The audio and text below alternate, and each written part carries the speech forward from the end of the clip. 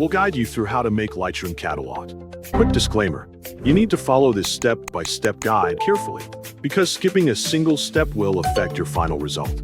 If this guide helpful, don't forget to like and subscribe. First, don't forget to comment if you still need our help or want to ask something, and we will reach you as soon as possible. Second, open Adobe Lightroom on your PC to begin creating a new catalog.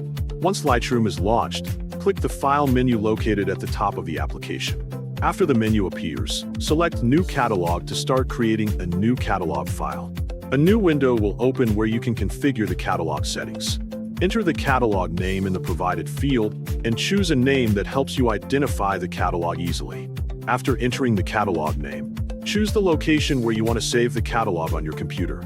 Select the preferred folder or storage location to keep the catalog file organized. Once the name and save location have been selected, click Create to generate the new catalog.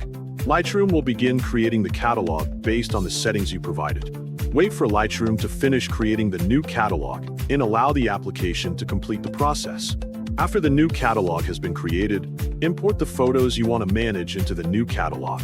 Add your images by using the Import option and select the photos you want to include. Once the photos have been imported, organize the imported photos by arranging them into folders, groups, or categories based on your workflow. If needed, create collections to organize specific photos and make them easier to access. Add photos to collections according to your preferred structure and management system. Once the catalog structure has been reviewed, manage your photos using the new catalog for editing, organizing, and accessing your images. Continue working with the catalog and make changes as needed while editing your photos.